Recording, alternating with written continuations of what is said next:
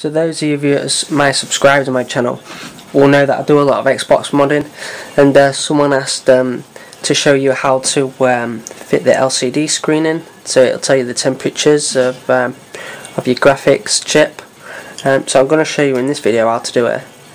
This is where I've mounted mine. So behind the cover there of the grill, you'll be able to see the temperatures. You can buy these LCDs off eBay for around about £5 in the UK. Take about 2 to 3 days to come. Really good things. They are powered by 5 volts. So the first thing you have to find out is where to get your 5 volts from your Xbox. So when you turn your Xbox on, the screen comes on. So I'm going to show you that now. Okay, so once you've got your Xbox to bits, you want to get your LCD screen. You'll have 4 cables separated, like so. I'll just get some more light here. It's better. So you'll have 2 cables, like so. 2 cables in each one. The black one is your temperature probe, and this one is your power, your positive and negative. Now I'm going to show you where to do your positive and negatives. You will be taking power from where the hard drive is. That's the safest spot to draw your 5 volts from. Plus these screens, they take no amps on it, so it's more than fine. And obviously when you turn your Xbox on, it gives power to your hard drive, which is what you want. So we're going to start first. If you get your Xbox like that, so it's in front of you. This is where the hard drive was, like so. And you want to take the DVD drive off, and where these yellow cables go in, they connect to a plug on your motherboard. It's the first yellow cable that goes into this plug here on your left hand side. It's the first one on the left hand side. My camera's not picking it up very well, but what you want to do is you want to just take this plug out of your pop it out. I can't do it with one hand because I'm holding my camera at the minute. There we go.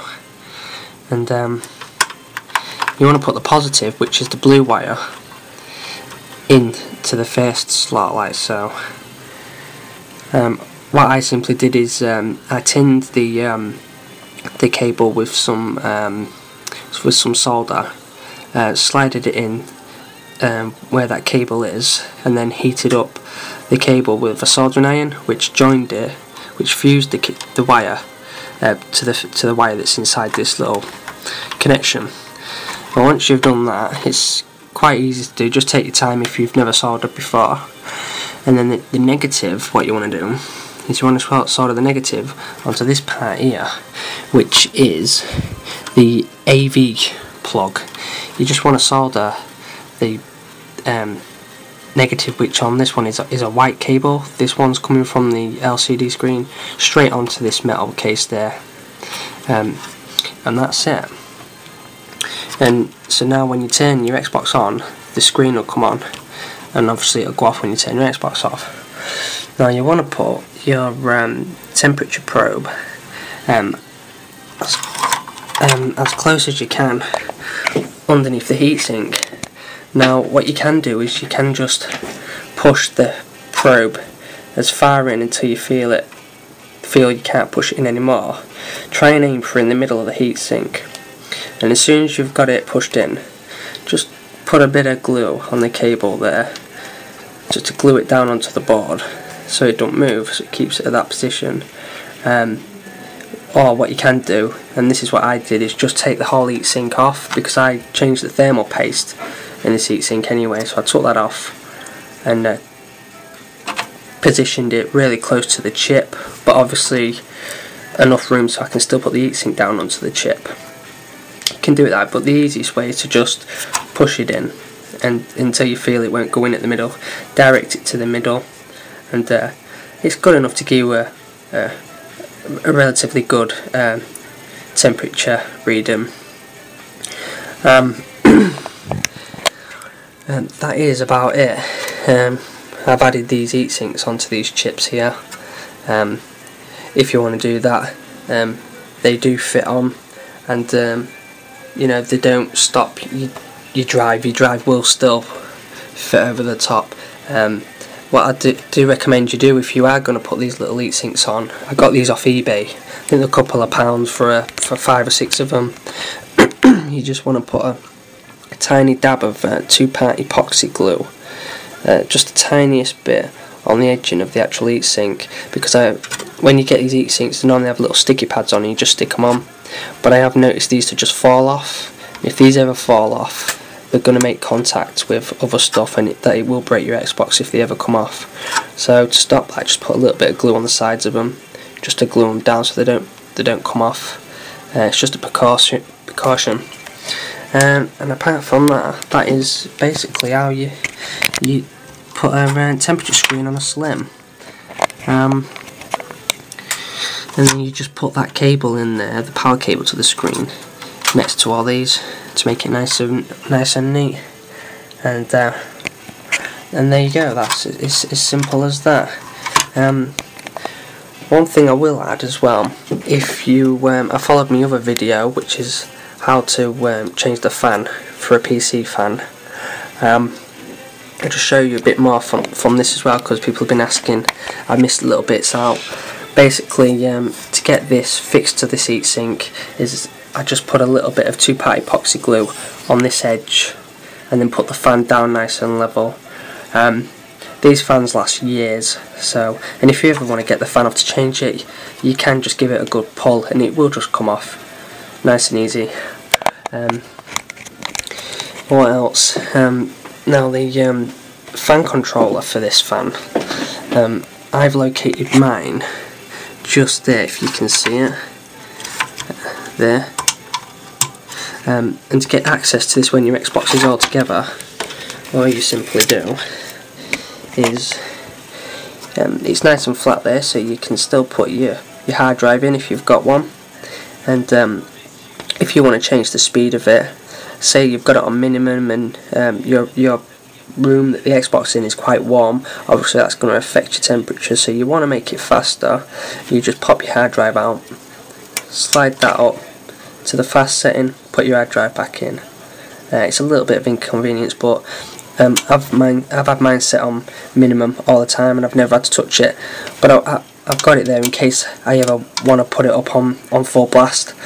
You know, for the summer coming, I could just turn it on full and then leave it over the summer on full. Took 5 minutes again. All I did is glued that switch, the side of it, with epoxy glue, really strong glue.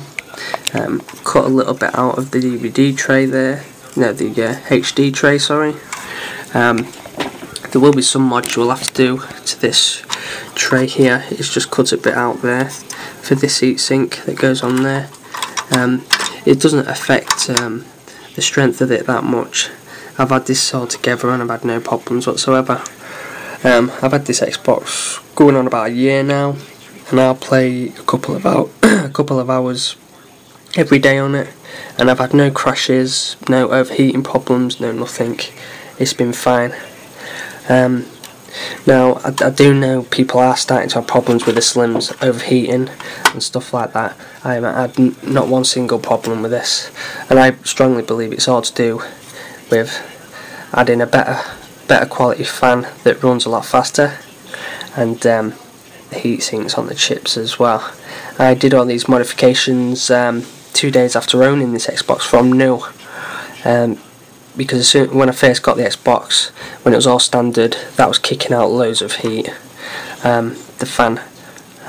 So I ripped it all to bits, did some tests, and it was really hot. I mean, I think it was around about 65 Celsius.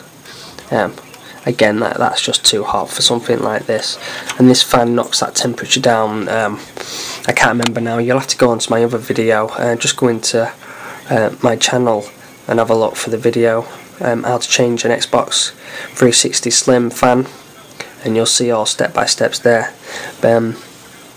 Apart from that, I think that's everything you need to know. So yeah, let me know if anybody tries it, if anyone needs any help or advice on how to do something, just give us a message or leave us a comment, and I'll get back to you as soon as I can. So that's it. You can mount this. I'll just say, if you're struggling where you want to mount it, I have mine wedged in here in the side. I will be just giving a bit of glue on the edges to keep that nice and straight.